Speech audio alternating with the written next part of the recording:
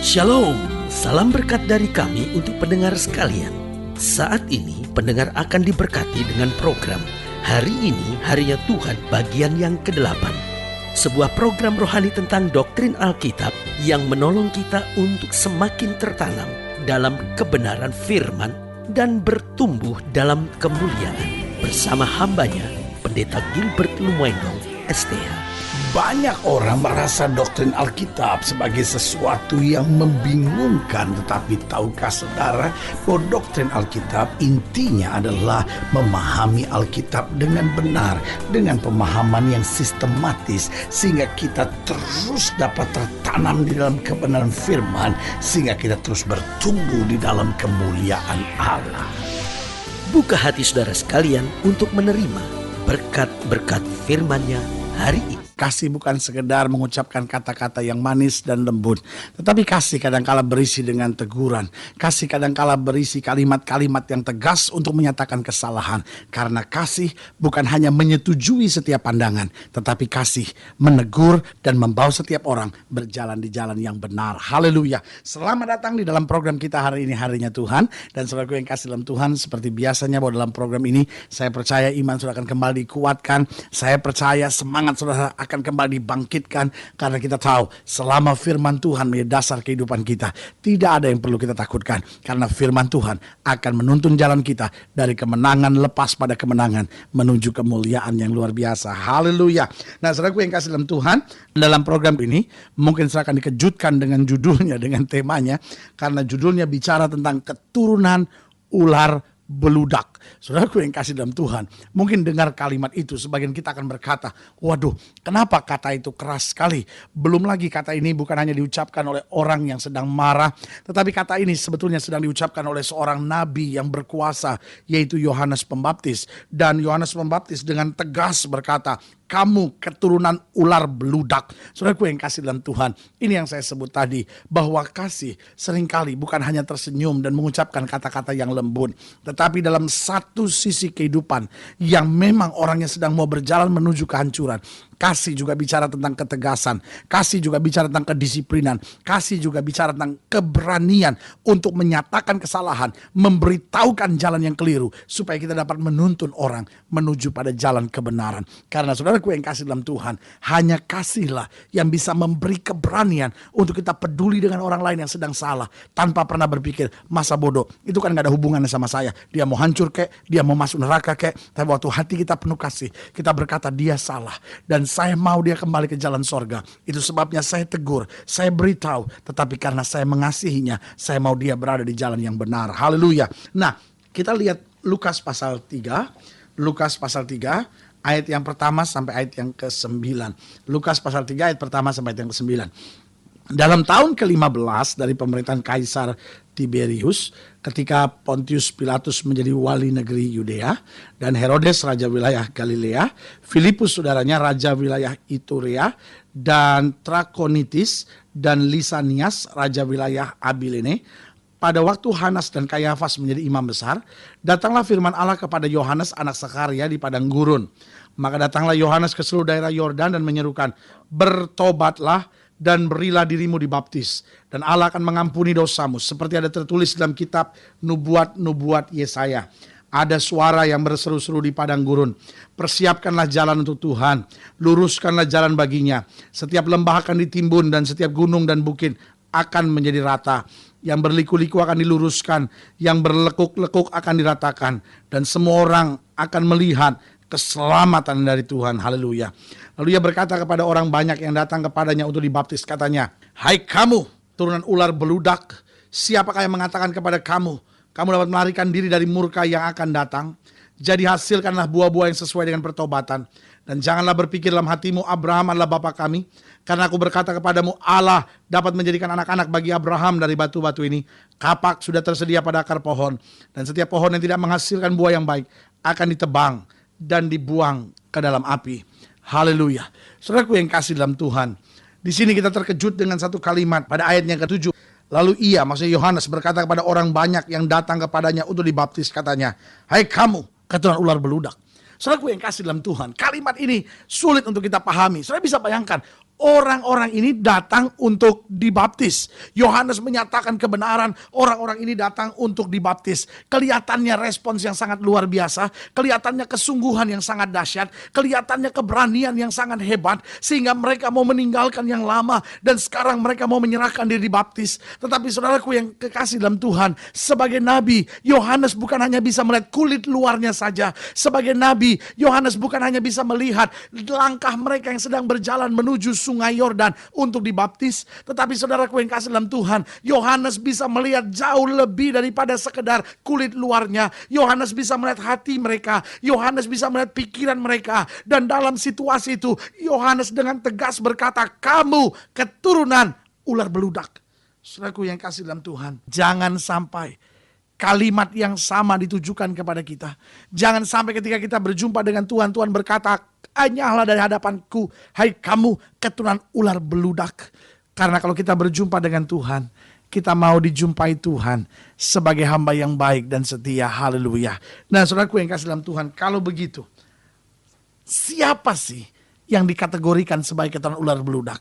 Apa sih ciri-ciri orang yang hidup sebagai keturunan ular beludak itu? Saya lihat ada beberapa hal yang dijelaskan oleh Yohanes di sini. Yang pertama, coba saudara lihat ayat yang ke-7. Di ayat yang ke-7 dikatakan jelas, lalu ia berkata kepada orang banyak yang datang kepadanya untuk dibaptis, katanya, "Hai kamu keturunan ular beludak, siapakah yang mengatakan kepada kamu melarikan diri dari murka yang akan datang?" Jadi yang pertama, siapa yang dikategorikan sebagai keturunan ular beludak oleh Yohanes Pembaptis? Yang pertama, seorang yang mempermainkan murka Tuhan. Seorang yang tidak menganggap murka Tuhan itu sebagai sesuatu yang serius. Seorang yang menganggap murka Tuhan itu sebagai suatu permainan belaka. Tuhan kan juga penuh kasih, biarlah saya berzina, toh juga Tuhan ampuni. Sudahlah, biarlah saya judi, walaupun saya Kristen, Tuhan kan juga tahu kelemahan dan kekurangan saya. Biarinlah saya nipu-nipu dikit, yang penting kan saya udah doa minta pengampunan dosa. Jadi saudaraku yang kasih dalam Tuhan, kita nggak khawatir, kita nggak takut, kita nggak gentar terhadap murka Allah. Alkitab dengan tegas berkata, jangan kamu sesat. Allah tidak pernah membiarkan dirinya dipermainkan. Sebab apa yang ditabur orang, itu juga yang akan dituainya. Jadi Alkitab sedang jelaskan, tekankan buat kita, bahwa Allah kita betul adalah Allah yang panjang sabar. Allah kita adalah Allah yang betul murah hati. Allah kita adalah Allah yang betul berlimpah kasih setianya. Tetapi pada saat yang bersamaan, Dia juga adalah Allah yang tegas. Dia juga Allah yang menjatuhkan murka. Dia juga Allah yang tidak bisa dipermainkan. Selama kita berjalan dalam kebenaran, Dia mengangkat, Dia membela, Dia mengerjakan mujizat. Tapi ketika kita lari dari kebenaran, kita mempermainkan Tuhan, maka hukuman Tuhan akan datang menimpa. Saudaraku yang kasih dalam Tuhan, ketika engkau hancur hati, berlutut, nangis, minta ampun atas segala kesalahanmu, Alkitab berkata Tuhan tidak ingat-ingat dosamu. Tetapi kalau engkau mulai mempermainkan Tuhan dan berkata, "Oh gak apa-apalah, sebagai orang Kristen wajar saya buat dosa." Setiap orang kan berdosa, saudaraku. Waktu kita sudah punya sikap mempermainkan murka Tuhan, saudaraku, Alkitab dengan tegas bilang, "Hei kamu keturunan ular beludak." Saya tidak perlu tahu berapa kali engkau ke gereja dalam seminggu. Tetapi jika itu sikapmu, engkau mempermainkan murka Allah, engkau tidak takut akan hukuman Allah, engkau tidak berjuang untuk hidup dalam kebenaran, engkau tidak ubahnya seperti keturunan ular beludak. Mungkin engkau mendengar program ini dan berkata, "Pendeta, kenapa kau bicara begitu keras kepada saya?" Jawaban saya sederhana, karena saya mengasihi saudara. Saya ingin lihat hidup saudara berkemenangan. Saya ingin lihat hidup saudara penuh dengan mujizat. Saya ingin lihat hidup saudara mengalami kemuliaan dan kuasa Tuhan. Sementara kalau engkau mempermainkan murka Tuhan, justru engkau berhadapan dengan sengsara dan kehancuran. Yang kedua, siapa yang dikategorikan Yohanes Pembaptis sebagai keturunan ular beludak? Yang kedua adalah seorang yang tidak menghasilkan buah yang sesuai dengan pertobatan. Ayat yang ke-8 dengan tegas Yohanes berkata apa? Jadi hasilkanlah buah-buah yang sesuai dengan pertobatan. Jadi tegas dikatakan, hasilkanlah buah yang sesuai dengan pertobatan. Makanya dalam kitab Yohanes dikatakan, pohon yang tidak bertumbuh, tidak berbuah, akan ditebangnya. Akan ditebangnya. Akan ditebangnya. Tapi yang berbuah akan dibersihkannya, supaya semakin lebat buahnya. Jadi hidup Kristen harus ada buah-buah pertobatan. Apa artinya buah-buah pertobatan? Selalu saya bilang ada dua jenis buah pertobatan. Yang pertama yaitu buah-buah roh. Apa artinya buah-buah roh? Artinya hidup kita penuh kasih, penuh damai, penuh sukacita, tidak egois, tidak mementingkan diri, tidak sok tahu, tetapi berpikir panjang. Dan semua yang Alkitab katakan dalam Galatia pasal 5 tentang buah-buah roh. Jadi artinya sikap hidup yang menandakan ciri sorgawi dalam hidup kita. Tetapi buah pertobatan yang kedua adalah buah pelayanan. Artinya lewat hidup kita, kita bersaksi kepada orang lain tentang kasih Tuhan. Kita bersaksi kepada orang yang sedang lemah imannya. Kita bersaksi dengan orang yang tidak mengenal kebenaran. Kita bersaksi dengan orang yang sedang hancur hidupnya, yang sedang terseret dalam dosa. Kita bersaksi ketika dia kembali, ketika dia berjalan di jalan Tuhan.